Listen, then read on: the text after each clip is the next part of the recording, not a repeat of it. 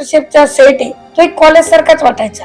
Senior आहे, junior आहे, professor आहे आणि पेपर द्यायचे आपल्याला. त्याच्या अगोदर मी टीव्हीवर भरपूर काम केलेलं, त्याच्यामुळे कॅमेऱ्याची सवय होती, पण एवढे कॅमेरे मुश्किल होतं. मास्टर शेफचं किचनचं तुमचं रिअल वर्ल्ड कसं होतं? खूप डिफिकल्ट आहे. टीव्हीत बघणं आणि प्रत्यक्षात करणं खूप डिफरंट आहे. रात्रंदिवस विचार करायची, याला काय देता येईल, त्याला काय देता येईल. प्रत्येक वेळेला तुम्ही मिठाई नाही करू शकत. एक डिश करायला साधारण तुम्हाला असं वाटतं एवढीशी डिश आहे, ती एवढीशी नाही राहायची, त्याच्यावर 8-10 तासाची मेहनत राहायची. जे रिअल आहे ते रिअल आहे. आता लोक काही म्हणतात, त्यात काही अर्थ नाही. फक्त एकच आहे की तुमची तयारी, मानसिक तयारी बी खूप पाहिजे. आणि इतक्या जवळ येऊन मग आपण त्या स्पर्धेतून बाहेर पडलो. नक्कीच लो फेस ती आली असेल, कसं मग त्यानंतर स्वतःला सांभाळलं? म्हणजे तो एक परिवार माझा तयार झाला होता. त्यांच्यापासून बी दूर जाताना थोडं वाईटच वाटलं. इतकं अटॅचमेंट झाले होते आम्ही सगळे की बस. एका दिवसाची मेहनत नाहीये, ही माझी कमीत कमी 22-23 वर्षाची मेहनत आहे. म्हणजे आधीच्या दीपालीला आणि आता मास्टर शेफ नंतरच्या दीपालीला भेटल्यानंतर कशा रिॲक्शन्स येतात तुम्हाला? खूप मस्त रिॲक्शन येतात. असं वाटतं की आपण एकदम. हाय हॅलो नमस्कार, मी तुमची लाडकी होस्ट माधवी वाडकर. तुम्हा सगळ्यांचं पडद्या मागचे कलाकार #रील टू रिअल वर्ल्ड ह्या आपल्या नव्या कोऱ्या सिरीजमध्ये मनापासून स्वागत करते. मंडळी, आपण जेव्हा टीव्हीवरती कुकिंगचे रियालिटी शोज बघतो तेव्हा ती झगमगाट आणि चवींची मेजवानी खूप ग्लॅमरस वाटते, पण खरं तर यामागे अनेक रात्रींची मेहनत असते. आणि आज आपल्या स्टुडिओमध्ये अशीच एक गृहिणी आलेली आहे, जी साध्या गृहिणीपासून ते मास्टर शेफ इंडिया सीझन 9 मध्ये तिने स्वतःची एक वेगळी ओळख निर्माण केली. जमुना सोमाणींसोबतचा तो ब्लाइंड बॉल चॅलेंजचा थरार आजही आपल्या लक्षात आहे. जरी त्यांचा प्रवास 9व्या क्रमांकावर थांबला असला तरी प्रेक्षकांच्या मनात त्यांनी एक अढळ स्थान निर्माण केलंय. आणि ही जोडी म्हणजेच जमुना आणि दीपाली यांची. तर चला स्वागत करूया पडद्यामागची ह्या जोडीमधली एक स्पर्धक म्हणजेच दीपाली बिहानी यांचं. आणि आजच्या आपल्या या भागाला आणि गप्पांना सुरुवात करूया. सगळ्यात आधी दीपालीजी, तुमचं आपल्या ह्या नवभारत नवराष्ट्राच्या स्टुडिओमध्ये आणि पडद्यामागचे कलाकार #रील टू रिअल वर्ल्ड ह्या आपल्या नव्या कोऱ्या सिरीजमध्ये मनापासून स्वागत करते. खूप खूप आभार. कशा आहात? आणि एकदम मस्त आहे. कसं वाटतंय? छान वाटतंय. एकदम फील गुड फील येते. गुड फील येतं. मी ना पहिले हा प्रश्न विचारेन तुम्हाला, की म्हणजे मास्टर शेफ सीझन 9 इंडिया ह्यामधून दीपाली आम्हाला सगळ्यांना कळाल्या. तुमची कुकिंग कळाली, तुमची पॅशन कळाली. पण मास्टर शेफच्या आधीच्या दीपाली मला जाणून घ्यायच्यात. म्हणजे ती दीपाली काय करत होती, आयुष्य कसं चालू होतं आणि मास्टर शेफ आधीचा प्रवास तुमचा कसा होता? मास्टर शेफ अगोदर मी एक कलाकार होती. ओके. मेहंदी, रांगोळी, ग्लास वर्किंग एकदम परफेक्ट यायचे मला. जसं तुमचा चेहरा आहे तसं मी रांगोळी ग्लास वर्किंग मध्ये करू शकत होते. आणि सगळ्या कलामध्ये मी एकदम A1 गुण तयार केलेले होते. म्हणजे मला खूप आवडायचे. ड्रॉइंग, पेंटिंग खूप मी करायची. खूप खूप दिवस केले मी. पण त्याच्यानंतर जसं जसं मी किचन मध्ये घेत गेले, मला ते कलर सगळे मसाल्यांचे बी कॅलेंडर सारखेच वाटायला लागले, की कॅनव्हसवर आपण कसे कोरे रंग खेळतो तसे मसाल्याशी खेळूया. आणि तिथून माझी ती आवड चालू झाली. आणि ती जर्नी जी कुकिंग मध्ये मी नवीन नवीन प्रयोग करत गेली, आजीपासून शिकलेल्या रेसिपी बघत गेली. त्याच्यानंतर मूळ म्हणजे राजस्थान, अच्छा. जिथल्या आमच्या खूप रेसिपी प्रसिद्ध आहे. म्हणजे born and bottom in Rajasthan. Okay. नाही, बॉर्न तर माझं महाराष्ट्रच आहे, पण राजस्थान एक टच आहे माझा, की जिथे माझे पूर्वज होते, माझे नाना नानी होते, तर ते थोडं टचिंग होतं रेसिपी आणि त्या सगळ्या. बरोबर. आणि महाराष्ट्रात मी जन्मलेली, त्याच्यामुळे झणझणीत असं महाराष्ट्रीयन ठसका होईत, राजस्थानी मिठाईचा ठसका, हे सगळं मी करत गेली. आणि इतकी आवड निर्माण झाली की पूर्ण म्हणजे त्याच्यात मी की बाई कसं करता येईल पूर्ण आतमध्ये शिरून गेली. जसं मी ड्रॉइंग पेंटिंग मध्ये गेली तसंच मी कुकिंग मध्ये एकदम खोलवर गेली आणि पूर्ण ते साध्य केलंच. खूप छान. म्हणजे तुम्ही मल्टी टॅलेंटेड आर्टिस्ट आहात असं मी म्हणेन. आणि ह्या सगळ्यामध्ये तुमच्याकडे ड्रॉइंग असो किंवा मेहंदी असो किंवा इतर कला आणि कुकिंग सुद्धा तुमच्याकडे ही कला आहे. तो दिवस मी विचारेन की जेव्हा मास्टर शेफची ऑडिशन, पहिला दिवस, आणि आजही तो दिवस आठवतोय का? आणि तिथे जावं, मास्टर शेफ मध्ये जावं, हे कधी ठरवलं आणि तो प्रवास कसा सुरू झाला? मास्टर शेफचे मी खूप सीझन बघत होती. म्हणजे पहिल्यापासून मी मास्टर शेफ बघतच होती. तर मास्टर शेफ मध्ये जाणं हा माझा एक ड्रीम होता. ओके. की मी घरी बसून सांगायची, असं कर बाबा, अरे टाइम एवढा आहे, फटकन आवर तू. तर घरचे सगळे मला सांगायचे की तू का नाही जात. तुला इतकी चांगली येते रेसिपी तर तू काय नाही करत. कारण की मास्टर शेफच्या अगोदर मी 2022 मध्ये महाराष्ट्र किचन क्वीन झाली होती, ज्याच्यात मी 1 लाख रुपये जिंकले होते. आणि 2025 मध्ये मी की बेटर किचन ऑफ इंडिया मध्ये फर्स्ट आली होती मी. वाव. तर या दोघी कॉम्पिटिशन मधून मला भरपूर असं आतून वाटायला लागलं होतं की आपण करू शकतो. बरोबर. तुमच्या मनात खोलवर असेल तर तुम्ही रेसिपी एकदम व्यवस्थित करू शकता. मग त्याला असं नाही की हा शाकाहारी आहे आणि तो मांसाहारी आहे. तुम्ही कसं जजेसला देऊ शकता, समोर त्याला कसं आपण कन्व्हिन्स करू शकतो, हे मी दोघी तिघी कॉम्पिटिशन मध्ये शिकून गेली होती. बरोबर. आणि तेव्हापासून स्वप्न होतं की बाई मास्टर शेफ किती मोठा प्लॅटफॉर्म आहे हा. आज आपल्या इंडियामध्ये सगळ्यात मोठा प्लॅटफॉर्म आहे. तर का नाही जावं तिथे, का नाही आपली कला दाखवावी. तर ते स्वप्न माझं पूर्ण आयुष्यात होतं की बाई हे स्वप्न मी पूर्ण करेलच.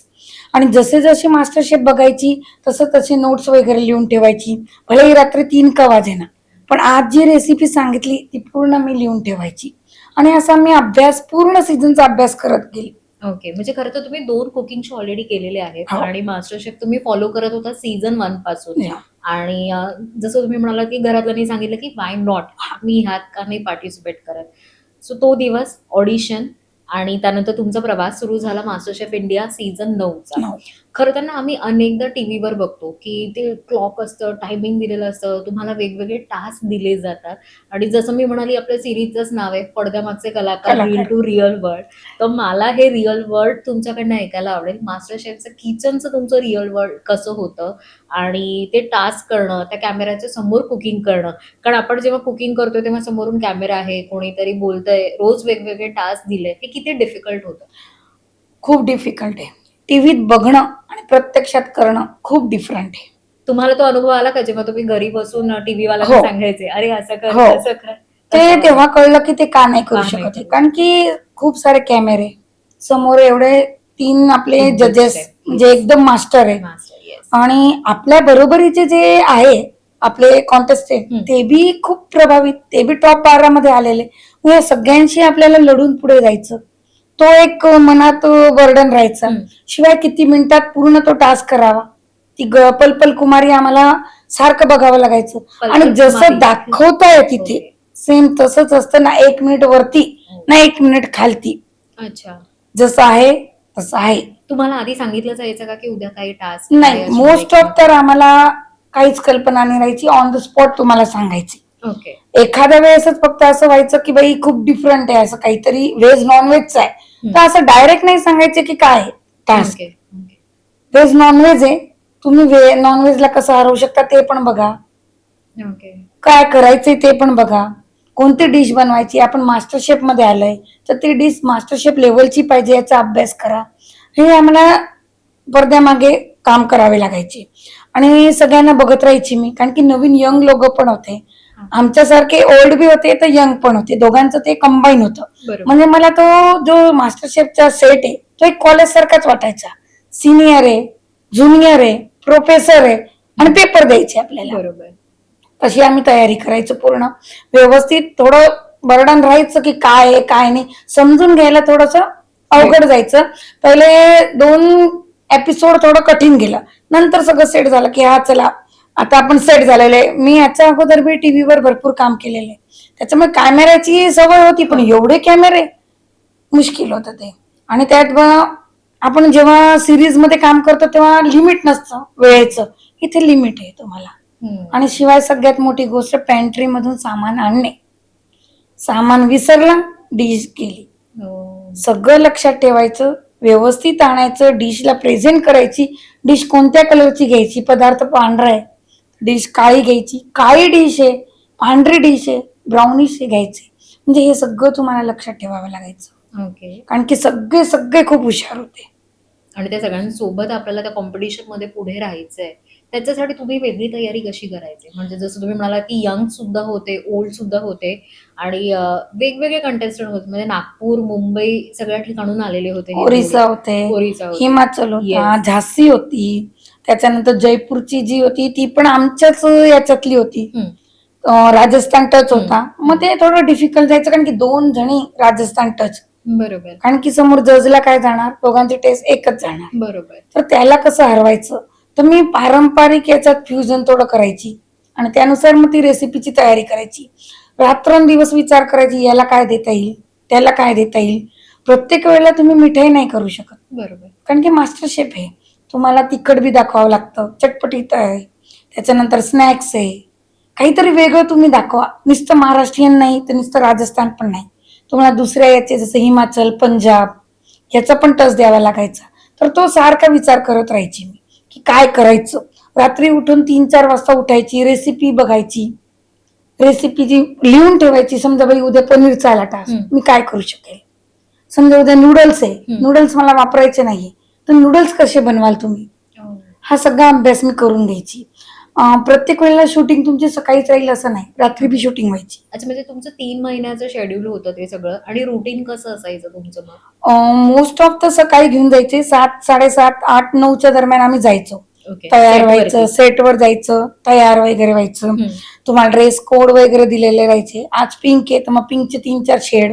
ओके. मग ते लोक ड्रेसवाले ठरवायचे, मेकअप मॅन करायचे मेकअप. ओके. आणि त्याच्यानंतर आज काय टास्क आहे, त्या टास्क नुसार पहिले असं नाही सांगायचे की हा टास्क आहे आपला. त्या टास्कला कसं बाई तुम्ही केलेलं होतं का अगोदर. क्रिएटिव्ह टीम यायची, पहिले विचारायची याचा अगोदर कधी काही बाई तुम्ही ब्लॅक लसूण बघितलाय का, टोफू बघितलाय का, फुलांबद्दल तुम्हाला आवड आहे का, असे खूप प्रश्न विचारायची. त्या प्रश्नांमधून मग उलगडा आपल्याला काढायचा की बाई काय रेसिपी असू शकेल. कधी कधी चुकून जायचं की बाई नाही वेगळीच असेल, कधी कधी बरोबर बी यायचं. टास्क खूप कठीण राहायचे पण, कारण की ते मास्टर शेफ लेवलचे राहायचे आणि पूर्व तुम्हाला काही सांगायचे नाही.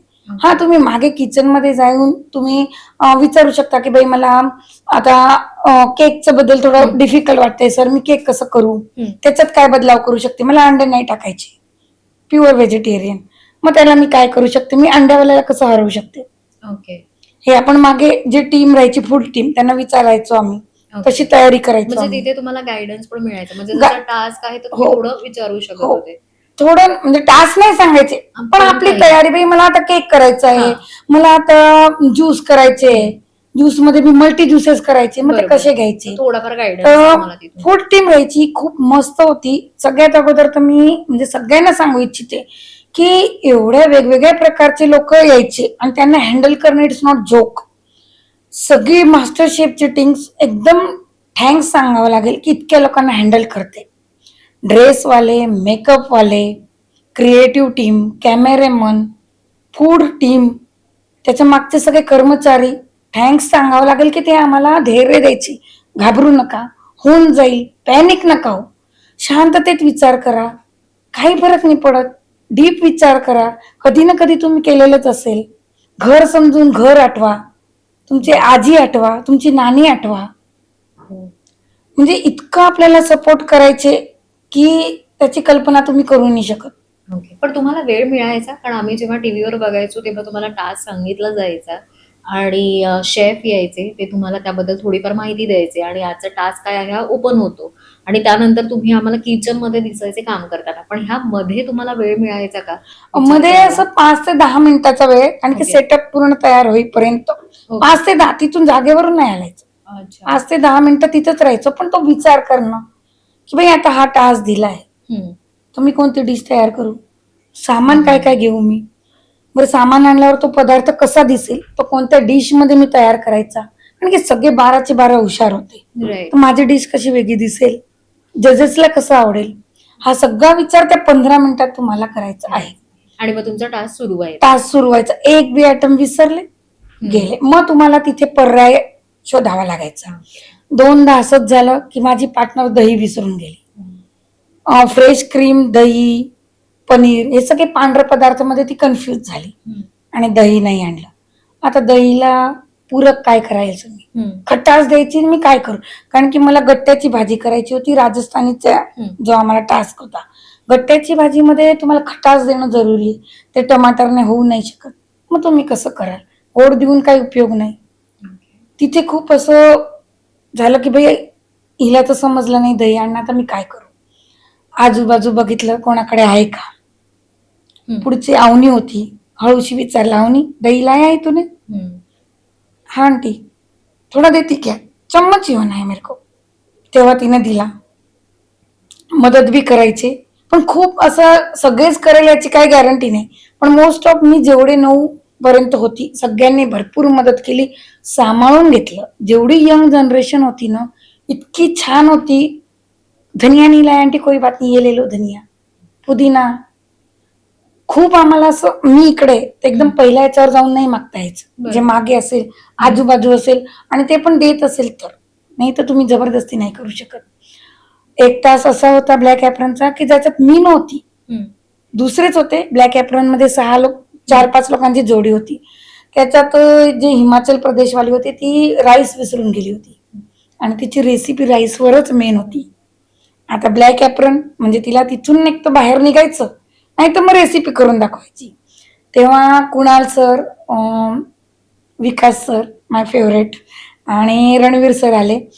सगळ्यांना विचारलं की यांना अगर तुम्ही म्हणत असाल तर 5 मिनिटं देता आणि याला पेंट्रीमध्ये जाऊन आपण राईस आणू शकतो, अगर तुमची परमिशन असेल तर. 1 जणाची परमिशन नव्हती, बाकी 4ची होती.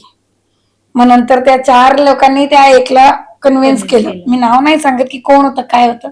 कन्व्हिन्स केलं, ते पण कन्व्हिन्स झाले आणि मग तिने राईस आणली. तर ही रिस्क होती. कोणी हा बी म्हणू शकेल, कोणी ना बी म्हणू शकेल, कारण की शेवटी टास्क आहे.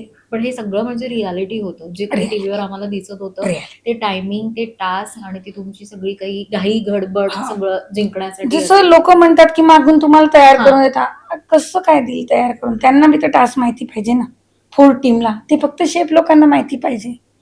त्यांच्याकडे तेवढीच माहिती राहायची शेफ लोकांना की आज समजा आपल्याला मी जसं बोलली ब्लॅक गार्लिक, एक शेफ आले होते, तर त्यांनी आम्हाला सगळे उचलून सांगितले होते, एक एक असं उचला, त्याच्या खाली जो ॲटम असेल तो ॲटम तुम्हाला करायचा आहे. टायमिंग सांगितला होता. अर्चनाने टायमिंगचा उचलला होता, मी ब्लॅक गार्लिकचा उचलला होता, चिंकने दुसराच आणखी काहीतरी उचलला होता. असे वेगवेगळे की जे आम्ही कधी बघितले पण नाही. कसं काय ते आम्हाला मदत करेल ना. त्यांना थोडी का माहिती की मी 5व्यावर जाऊनच उचलणार आहे. बरोबर. तर जे रिअल आहे ते रिअल आहे. आता लोक काही म्हणतात, त्यात काही अर्थ नाही. फक्त एकच आहे की तुमची तयारी, मानसिक तयारी बी खूप पाहिजे. कारण की तिथं काय होतं की आपण प्रेशरमध्ये येऊन जातो. अंडर प्रेशर असं एकदम घाबरून जातो. कधी कधी तर असं वाटतं की बस निघून जायचं, आता एवढं प्रेशर सहन नाही होते. असं कधी झालं तुमच्यासोबत? तो दिवस? 2दा जेव्हा माझी पार्टनरने नाही केलं, 2दा मी ब्लॅक ॲप्रॉन मध्ये होती. एक ब्लॅक ॲप्रॉन मध्ये तर विकास सर माझ्याकडे आले, तो अजून सुद्धा आहे माझ्याकडे, ती रील आहे अजून सुद्धा. तिघी शेफ धावत धावत माझ्याकडे आले आणि माझा तो जो डोम बनवलेला होता तो तुटून गेला होता आणि मी बसून मायक्रोवेव्हकडे रडत होती. धावत धावत तिथून तिघी शेफ आले आणि विकास सर उठून म्हणे, नाही तुम्ही हिंमत नाही हर्षदा, तुम्ही एकदम लढणारी लेडीज आहे, अशी घाबरणारी लेडीज नाही आहे तू, उठ उभं राहा. तिघांनी बोलले हिम्मत नहीं हारनी, जो आपके पास दो है आपको बनाना है, हिम्मत मत हारिए, अभी भी आपके पास 20 मिनिट बाकी है, कुछ भी नहीं बिगड़ा है, उठिए, टास्क कीजिए. आपल्याकडे आले आज एवढे मोठे शेफ आपल्याकडे येणं आणि हिंमत देणं, तिथंच आपल्याला अर्धा हे होऊन जातात. चला बाई शेफ म्हणताय म्हणजे करू शकतो आपण. तिथून उठून मी तो पूर्ण डोम तयार केला, तो पूर्ण टास्क तयार केला आणि त्या ब्लॅक ॲप्रॉन मधून बाहेर आले. तर हे सगळं माझे जे कंटेस्टंट होते ते, आमचे शेफ तिघी, आमची पूर्ण team, camera team, food team, सगळे जेव्हा मी पडली तेव्हा धावत धावत रडत आले. इव्हन कॅमेरामॅन, फूडवाले पण आले. कारण की मी खूप चुलबुली होती सेटवर. सगळ्यांची हसी मजाक सतत हसत राहायची, जोक्स राहायचे माझे. यंग मध्ये गेली तर यंगचे जोक्स, ओल्ड मध्ये गेली तर ओल्डचे जोक्स, आणि शिकण्याची खूप क्युरियोसिटी राहायची. जेव्हा बी कोणी बाहेरून शिकवणारा यायचा, जेव्हा आमची मास्टर क्लास घ्यायची, तेव्हा मी पहिले, जसं आपण नाही का वर्गात पहिल्या बेंचवर जाऊन हे करतो, पहिले जाऊन बसायची. व्हेज असो नॉन व्हेज असो, बस मला बघायचंय, लिहायचंय, शिकून घ्यायचंय. शिकण्याची खूप जिज्ञासा की असं कसं होऊ शकतं, सर याच्यात हे टाकलं तर चालतं का. मोस्ट ऑफ आपण बेंगन आणि दूध खात नाही, हो. विरुद्ध मानले जातं. पण बंगालच्या रेसिपीमध्ये दह्याचा वापर होतो. मी त्यांना तेच विचारलं की हे विरुद्ध कॉन्ट्रास्ट खाऊ शकतो का, करू शकतो का, किती टेम्परेचरमध्ये पकवायचं. म्हणजे मला इतकी क्युरियोसिटी राहायची की काय करायचं. सर मला त्या 2-2.5 महिन्यात असं होतं की सगळ्या फूडचं नॉलेज मला येऊन जायला पाहिजे.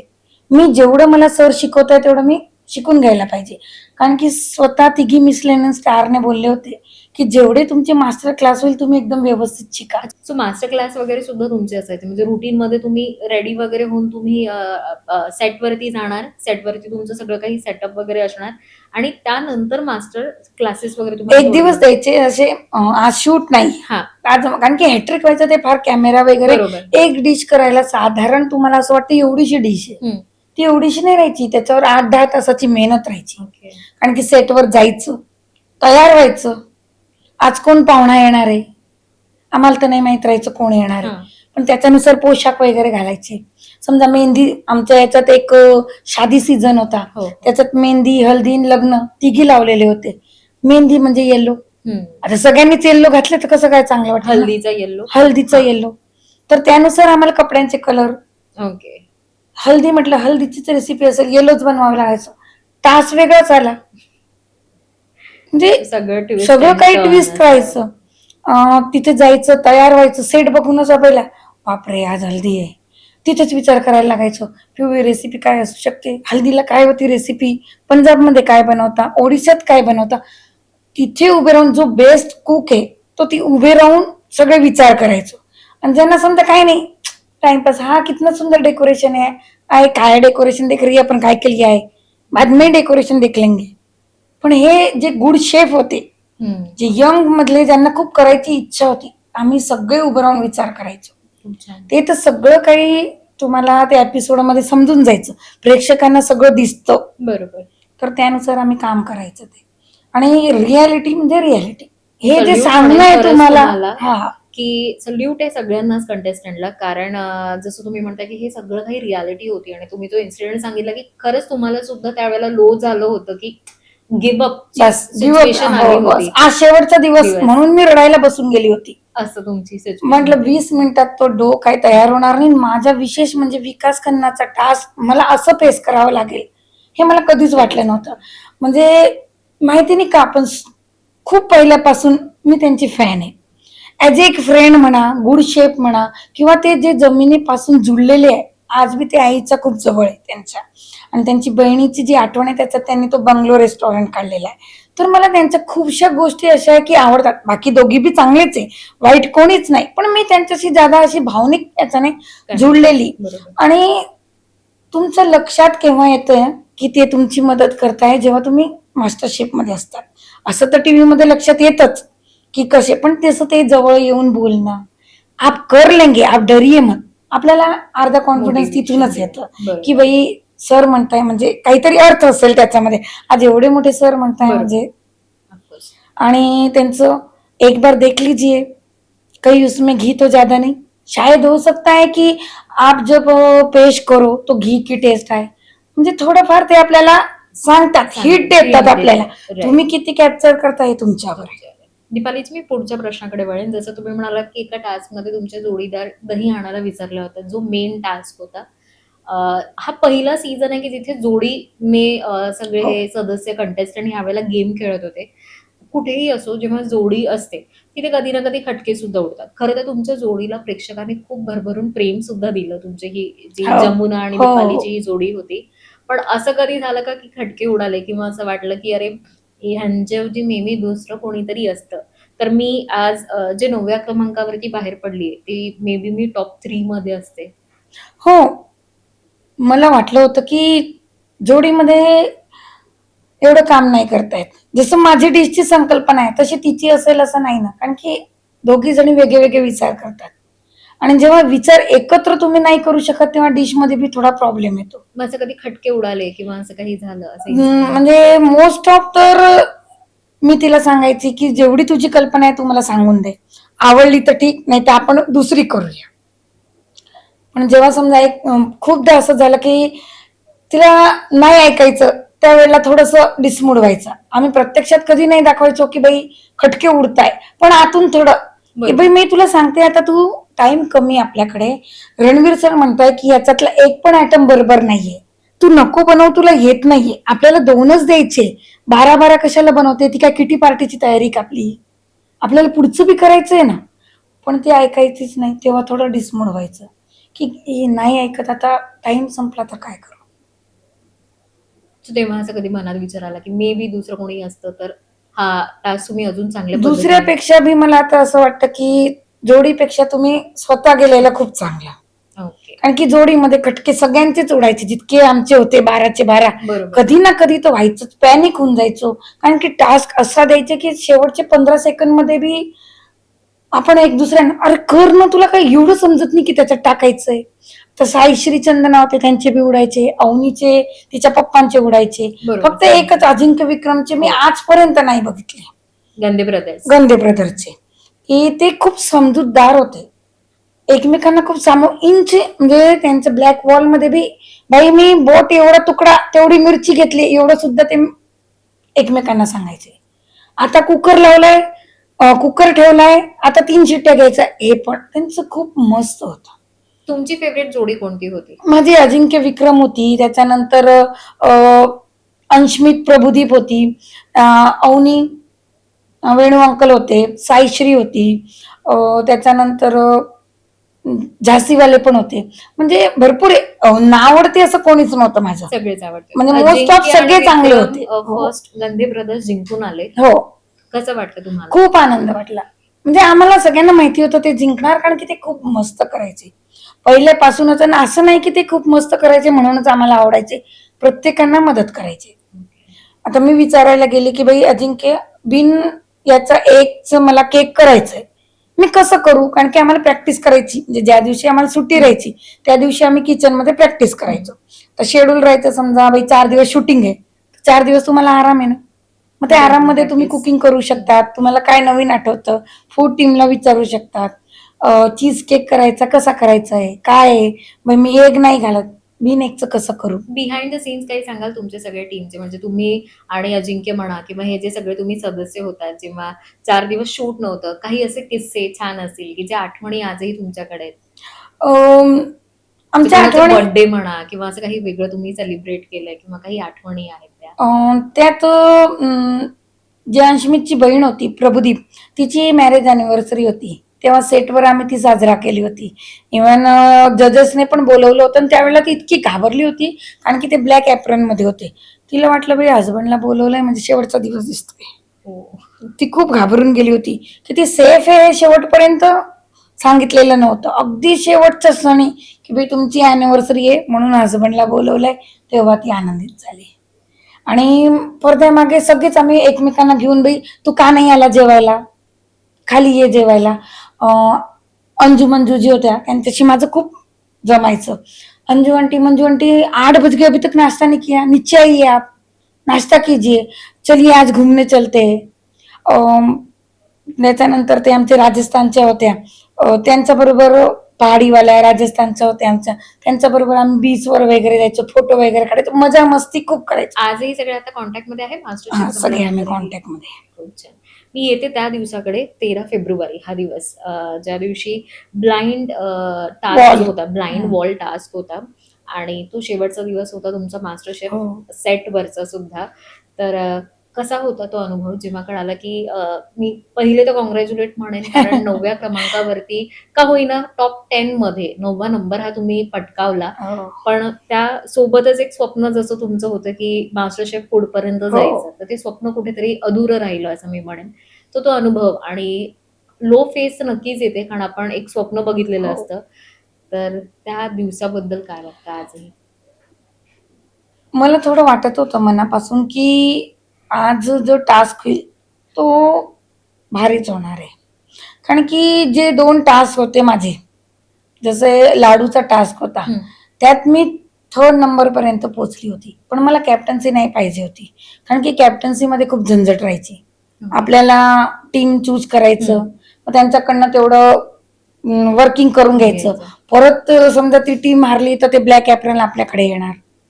तर हा खूप डोक्याला प्रेशर राहायचा, आणि मला तो एवढा प्रेशर सहन नाही होणार होता. त्याच्यामुळे 3 पर्यंत येऊन सुद्धा मी जाणून बुजून चुकीचं उत्तर दिलं आणि बाहेर आली. तर तो लाडूचा टास्क माझा एकदम मस्त झाला. त्याच्यानंतर मी विकास शेफचा तुम्हाला बोलली की दो टूथला होता माझा, त्यांनी मला एवढी हिंमत देऊन पुढे आणलं. बरोबर. तो एक ब्लॅक ॲप्रन माझा निघून गेला. आणि तिसरा आमचा टास्क होता, त्यात आम्हाला घेवर बनवायला लावली होती. ओके. घेवरवर पूर्ण आमचे चाट वगैरे करायला लावली होती. देशातल्या वेगवेगळ्या प्रकारची चाट, महाराष्ट्रीयन चाट, कलकत्ता चाट, पंजाबची चाट आणि अशी हिमाचल प्रदेशची चाट. तर अशा 4-5 चाट आम्हाला घेवरवर तयार करायचा होता. तो सुद्धा माझा ब्लॅक एप्रन टास्क. म्हणजे त्याच्यात सुद्धा जे फूडवाले युअर फूड म्हणून त्यांचं चॅनल आहे त्या शेफचं, त्यांनी सांगितलं की खरंच तुमची दाद द्यावी लागेल की तुम्ही एवढे पळत जाऊन येऊन मी कसं करतोय ते बघून तुम्ही तुमच्या टेबलवर जाऊन तुम्ही तयार करताय. त्यांची मी टेस्ट करायची आणि मग परत माझ्या टेबलवर येऊन माझं पण तसं झालं का ते टेस्ट करायची मी. तर हे 2 मी ब्लॅक ॲप्रन केलेले, लाडूचा केलेला.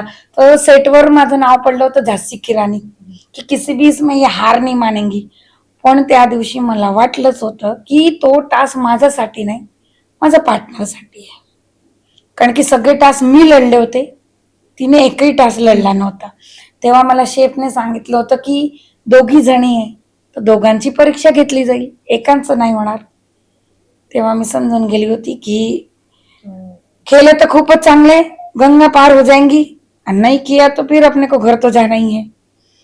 खूप वाईट वाटलंच होतं मला की काय तिने बी तिच्या परीने प्रयत्न केले, असं नाही. पण ज्याला तर शेवटी बघा टास्क आहे, तुमच्या समजण्यावर, तुमच्या बुद्धीवर ते सगळं अवलंबून आहे. म्हणून तुम्हाला कुठेतरी वाटतं की जर का सिंगल वे तुम्ही खेळत असतात तर नक्कीच तुम्ही अजून पुढे गेला असता. म्हणजे मी सिंगल असती तर कमीत कमी 5 पर्यंत तर पोहोचूनच गेली असती. पण कसं असतं, जोडीमध्ये दोघांना घेऊन जायचं, मग तिची सुद्धा परीक्षा घेतली आणि मग त्या दिवशी अनफॉर्च्युनेट तिला नाही जमलं, मला जमून गेलं. मी 15 मिनिटं उभी राहिली होती डिश तयार करून, पण तिने ब्ल्यू खालचं जे करायचं होतं ते ब्ल्यू फुलचं करायचं होतं. तिने ब्ल्यू फुलचं तिचं जमलंच नाही 1 तास, आणि दुसऱ्या याच्यात तिने तयार केलं तर ते पांढऱ्याने तयार करून दिलं. तर त्याच्यात साईश्री वाचली आणि मी बाहेर येऊन गेली. मग स्वतःला कसं हँडल केलं? कारण 3 महिने फॅमिलीपासून लांब राहायचं, आपल्या स्वप्नासाठी इतके एफर्ट्स द्यायचे, प्रयत्न करायचे आणि इतक्या जवळ येऊन मग आपण त्या स्पर्धेतून बाहेर पडला. नक्कीच लो फेज ती आली असेल. कसं मग त्यानंतर स्वतःला सांभाळलं? तिथे एवढे दिवस राहून ती सगळी माझी फॅमिली तयार झाली होती. एक दुसऱ्यांना घेऊन चालणं, एक दुसऱ्यांची चेष्टा करणं, रात्री पत्ते खेळणं, गेम खेळणं, म्हणजे तो एक परिवार माझा तयार झाला होता.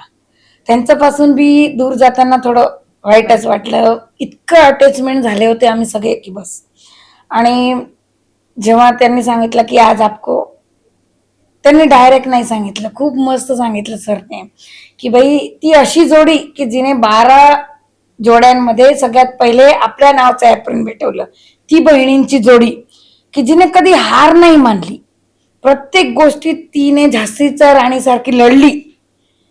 ती बहिणींची जोडी आज तिला अनफॉर्च्युनेट सेटवरून जावं लागेल.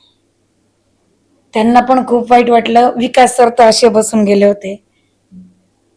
आणि मी ठरवलं होतं की मी ज्यावेळेस निघेल बाहेर, मी रडणार नाही, एक सामना करेल की तुम्ही फॅमिली झाली माझी, इट्स ओके.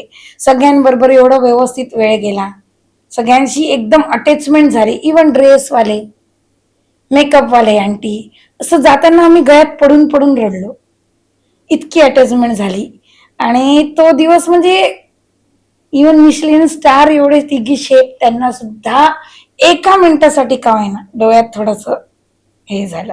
आणि त्यांनी त्यांची साईन केलेली प्लेट मला दिली, म्हणजे मी आणि माझे पार्टनर दोघांना दिली, आणि ती प्लेट आज सुद्धा मी सांभाळून ठेवली. पण ते एक भावनिक टच माझं त्यांच्यात निर्माण झालं. विकास सर स्वतः आले की तुम्ही हार नाही मानली, तुम्ही खूप मस्त केली. इथपर्यंत पोचायला लोकांचे कितीतरी वर्ष जातात, तुम्ही एका टर्म मध्ये आल्या इथे आणि पास झाल्या, पूर्ण 12 पर्यंत जोड्यांमध्ये आल्या, ही तुमची जीत आहे. हार जीत चालू असते, पण लाखो देशाचे लोक तुम्हाला बघताय, तुमच्यापासून तुम्ही त्या प्रेरणा घेताय की बाई एक लेडीज जाऊ शकते, हाऊसवाईफ जाऊ शकते, तर आपण का नाही. तर तुम्ही या सगळ्यांची प्रेरणा आहे. हारायचं नाही, फूड जर्नी सतत चालू ठेवा. तुम्ही जेव्हा काहीतरी कराल तर आनंद आम्हालाच होईल, आम्ही कुठून ना कुठून तर तुम्हाला बघणारच. खूप छान. तर हा आनंद आमचा की बाई आमचे करताय काहीतरी, आणि एक खूप मस्त टच निर्माण झाला होता. वाईट आणि त्या वाटत वाईब घेऊन, त्या पॉझिटिव्ह वाईब घेऊन मग तुम्ही तिथून बाहेर आले. आलो. जसं तुम्ही म्हणालात की ते म्हणाले की फूड जर्नी चालू ठेवायची, विकास सरांनी सांगितलं. तर आता ही फूड जर्नी तुमची कशा पद्धतीने चालू आहे? आणि बाहेर आल्यानंतर ऑफकोर्स लोकांचे रिॲक्शन, म्हणजे आधीच्या दीपालीला आणि आता मास्टर शेफ नंतरच्या दीपालीला भेटल्यानंतर कशा रिॲक्शन्स येत आहेत तुम्हाला? खूप मस्त रिॲक्शन येतात. काय असं बदल वाटतं की जाणवतो? आपण एकदम स्टार झालोय आता.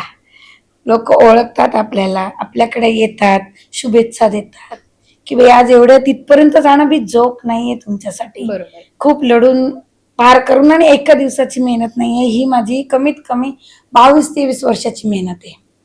मी सतत अभ्यास करायची, कारण की विदिन तुम्हाला 15 मिनिटात आठवणं बरोबर. तुम्हाला समजा, आणि जोडीदार बी तसा पाहिजे ना की तिला बी आठवायला पाहिजे ना, दोघांचं मॅच बी तर व्हायला पाहिजे ना.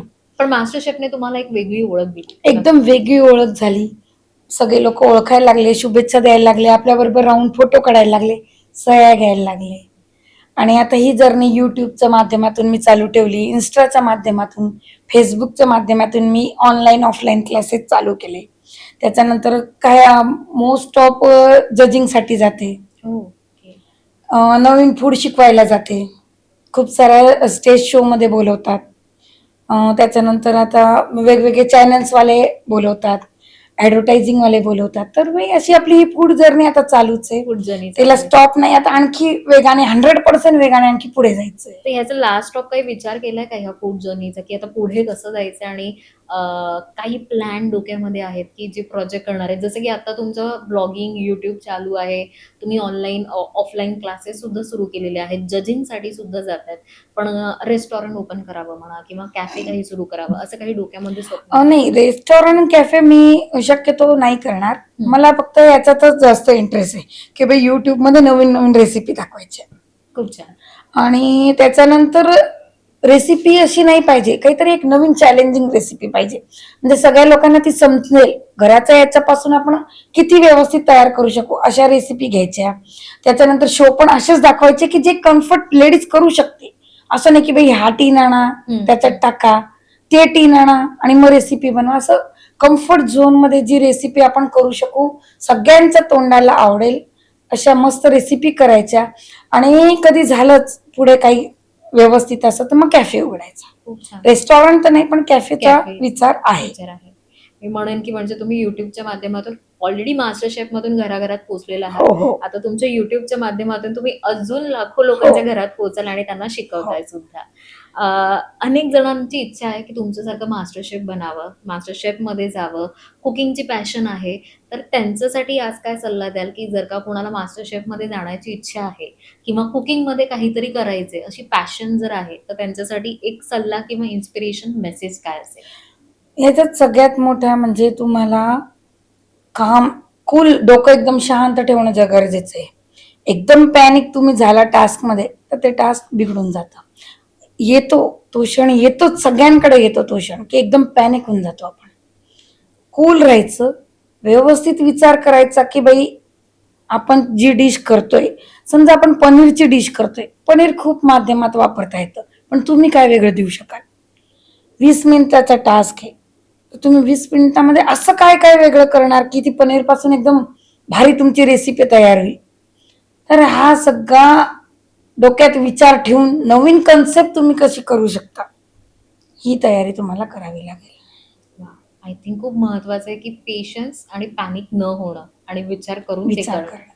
कुकिंग सुद्धा कोणालाही युट्यूब करायचंय किंवा अनेक महिला असतील की ज्या पॅशन आहे पण काही कारणामुळे मागे राहिल्यात, त्यांना काही सांगू इच्छित? तुमच्याकडे वेळ येतो, एक क्षण असा येतो की तो तुम्हाला सांगतो नाही तू कर काहीतरी, आपल्या जीवनाची दिशा बदल. तो वेळ तुम्ही साध्य करायचा आणि दिशा बदलून आपलं काहीतरी एक विरंगुळा म्हणून का होईना, तुम्ही दिवसातून एकदा तरी विरंगुळा म्हणून का होईना की एक, कोणी कविता लिहित असतं, कोणी ड्रॉइंग काढत असतं, कोणी, आता मी कुकिंग पण करते, ड्रॉइंग बी करते, भरपूर गोष्टी करते. तर दिवसातून एक 15-20 मिनिटं किंवा 5-10 मिनिटं तुमच्याकडे जेवढा टाइम आहे त्या टाइम मध्ये आपल्याला जो आवडते छंद आहे तो पुढे जोपासायचा. खूप छान. थँक्यू दीपालीजी, तुम्ही आज Thank इथे you. आलात आणि खूप छान अशी ही आपली मुलाखत झाली, हा संवाद झाला आणि कुकिंगच्या ह्या झाशीच्या राणीला भेटून मला सुद्धा खूप आनंद झाला तुमच्याकडनं. मला एक हो. फक्त असं सांगायचं आहे हो. की मास्टर शेफ मध्ये मी 2 गोष्टीसाठी खूप फेमस झाली होती. एक तर कुकिंग हो. आणि बिनधास्त बोलणं. जे मी बोलायची एकदम बिनधास्त, हास्यात्मक याच्यात घ्यायचं आणि पेशन एकदम ठेवून, "सर नहीं मेरे को ये करना है." तर तसं मी करायची. सो हे तुम्ही शिकलात त्या शिकला सेटवरून, तिथे. असं तुम्ही म्हणाल. खूप छान वाटलं. खरं तर तुम्ही जे शिकलात ते आम्ही सगळे सुद्धा शिकलो. तर आम्ही कुठेही आमच्या आयुष्यामध्ये जे काही असू त्या क्षेत्रामध्ये पेशन्स आणि शांतपणे आणि हसत राहणं हसत आणि राहा बोलणं हे बस. खूप महत्वाचं आहे. पुन्हा एकदा धन्यवाद म्हणेन, तुम्ही आज थँक इथे यू आलात सो मच. आणि खूप छान असा हा संवाद झाला. पडद्यामागचं मास्टर शेफ सुद्धा आज आम्हाला तुमच्याकडून उलगडलं आणि तुमचा हा पूर्ण प्रवास, ही जर्नी ऐकायला मिळाली. Thank you. Thank you so much. Thank you. तर मंडळी, आजचा हा भाग तुम्हाला कसा वाटला? दीपाली सोबतच्या ह्या गप्पा तुम्हाला कशा वाटल्या? हे आम्हाला कमेंट्स करून नक्की कळवा. अशाच नवनवीन भागांसोबत आणि मुलाखतींसोबत पुन्हा भेटत राहूया. तोपर्यंत नवराष्ट्र या आपल्या YouTube चॅनलला लाईक, सबस्क्राईब आणि शेअर करायला विसरू नका. धन्यवाद.